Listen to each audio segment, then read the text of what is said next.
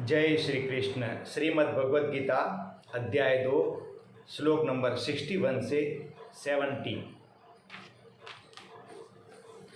तानि सर्वाणि संयम्य युक्त आसीत मत्परः वशे हि यशेन्द्रियाणि तस्य प्रज्ञा प्रतिष्ठिता।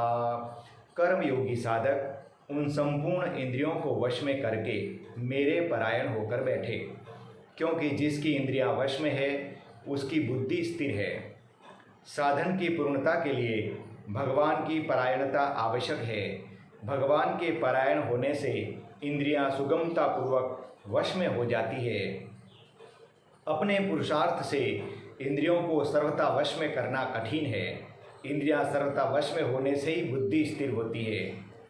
ध्यायतो विषयान् पुंसः संगस्ते सुपजायते संगात संजायते कामः कामात् क्रोधो अभिजायते क्रोधात् भवति सम्मोहः सम्मोहात् स्मृतिविभ्रमः स्मृतिभ्रंशात् बुद्धिनाशो बुद्धिनाशात् प्रणश्यति।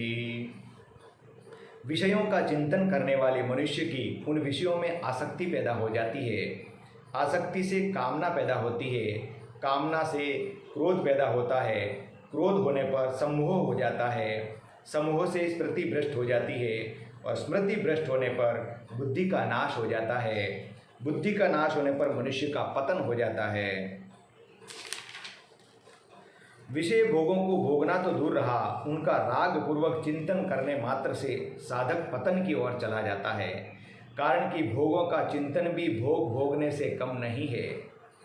राग द्वेष युक्तेस्तु विषयानान्द्रियश्चरण आत्मवश्यैर्विधेयात्मा प्रसादमधिगच्छति प्रसादे सर्वदुःखानां हानिरस्योपजायते प्रसन्नचेतसो हयासु बुद्धि पर्यवतिष्ठते। परंतु वशीभूत अंतःकरण वाला कर्मयोगी साधक राग द्वेष से रहित अपने वश में की हुई इंद्रियों के द्वारा विषयों का सेवन करता हुआ अंतःकरण की निर्मलता को प्राप्त हो जाता है। अंतःकरण की निर्मलता प्राप्त होने पर साधक के संपूर्ण दुखों का नाश हो जाता है और ऐसे शुद्ध चित्त वाले साधक की बुद्धि निसंदेह बहुत जल्दी परमात्मा में स्थिर हो जाती है। यदि विषयों में राग बुद्धि न हो तो शास्त्र विहित भोगों का सेवन करते हुए भी पतन नहीं होता, प्रत्युत उत्थान ही होता है। नास्ति बुद्धिरयुक्तस्य न चायुक्तस्य भावना न चाभावयतः शांतिरशांतस्य कुतः सुखम। जिसके मन इंद्रिया संयमित नहीं है, ऐसे मनुष्य की व्यवसायत्मिका बुद्धि नहीं होती और व्यवसायत्मिका बुद्धि न होने से उस अयुक्त मनुष्य में निष्काम भाव अथवा कर्तव्य परायणता का भाव नहीं होता। निष्काम भाव न होने से उसको शांति नहीं मिलती। फिर शांति रहित मनुष्य को सुख कैसे मिल सकता है? कर्मयोग में निष्काम भाव की मुख्यता है।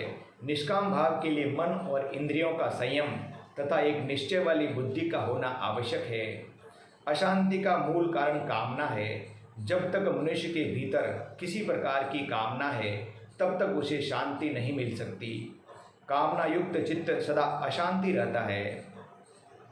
इंद्रियाणां हि चरताम यन मनो अनुविधीयते तदस्य हरति प्रज्ञाम वायुर्नावमिवाम्बसी। कारण कि अपने अपने विषयों में विचरती हुई इंद्रियों में से एक ही इंद्रिय जिस मन को अपना अनुगामी बना लेती है, वह अकेला मन जल में नौका को वायु की तरह इसकी बुद्धि को हर लेता है। जब तक साधक की बुद्धि एक उद्देश्य में दृढ़ नहीं होती तब तक संपूर्ण इंद्रियों का तो कहना ही क्या है। एक ही इंद्रिय मन को हर लेती है और बुद्धि को हर कर उसे भोग में लगा देता है। तस्मादस्य महाबाहो निगृहीतानि सर्वशः इंद्रियाणि अर्थे अभ्यस्तस्य प्रज्ञा प्रतिष्ठिता। इसलिए हे महाबाहो, जिस मनुष्य की इंद्रियों के विषयों से सर्वथा वश में की हुई है उसकी बुद्धि स्थिर है। या निशा सर्वभूतानां तस्यां जागृति संयमी यस्यां जागृति भूतानि सा निशा पश्यतो मुनेः। संपूर्ण प्राणियों की जो रात परमात्मा से विमुक्ता है उसमें संयमी मनुष्य जागता है, और जिसमें सब प्राणी जागते हैं, भोग और संग्रह में लगे रहते हैं, वह तत्व को जानने वाली मुनि की दृष्टि में रात है। अब भगवान सांख्य योग की दृष्टि से कहते हैं, क्योंकि परिणाम में कर्मयोग तथा सांख्य योग एक ही है। लोग जिस परमात्मा की तरफ से सोए हुए हैं वह तत्व महापुरुष और सच्चे साधकों की दृष्टि में दिन के प्रकाश के समान है। सांसारिक लोगों का तो पारमार्थिक साधक के साथ विरोध होता है, पर पारमार्थिक साधक का सांसारिक लोगों के साथ विरोध नहीं होता। निज प्रभुमय देखहीं जगत कहीं सन करहीं विरोध। सांसारिक लोगों ने तो केवल संसार को ही देखा है, पर पारमार्थिक साधक संसार को भी जानता है और परमात्मा को भी जानता है। संसार में रचे पचे लोग सांसारिक वस्तुओं की प्राप्ति में ही अपनी उन्नति मानते हैं, परंतु तत्वज्ञ महापुरुष और सच्चे साधकों की दृष्टि में वह रात के अंधकार की तरह है, उसका किंचन मात्र भी महत्व नहीं है।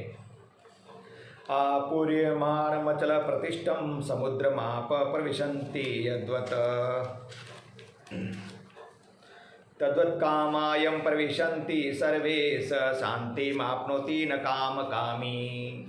जैसे संपूर्ण नदियों का जल चारों ओर से जल द्वारा परिपूर्ण समुद्र में आकर मिलता है, पर समुद्र अपनी मर्यादा में अचल स्थिर रहता है, ऐसे ही संपूर्ण भोग पदार्थ जिस संयमी मनुष्य को विकार उत्पन्न किए बिना ही प्राप्त होते हैं, वही मनुष्य परम शांति को प्राप्त होता है, भोगों की कामना वाला नहीं।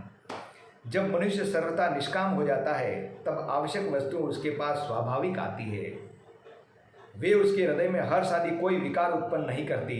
प्रारब्ध के अनुसार अनुकूल या प्रतिकूल जो भी परिस्थिति प्राप्त होती है, उससे उस तत्वज्ञ महापुरुष के अंतःकरण में किंचन मात्र भी राग द्वेष हर्ष शोक आदि विकार उत्पन्न नहीं होते। वह सर्वथा सम रहता है, परंतु जिसके भीतर सांसारिक कामनाएं हैं वे उसे वस्तुएं प्राप्त हो या न हो वह सदा अशांति रहता है। जय श्री कृष्ण। तो इस प्रकार श्रीमद् भगवद गीता में अध्याय 2 का श्लोक संख्या 61 से 70 पूर्ण हुआ। जय श्री कृष्ण, जय श्री कृष्ण।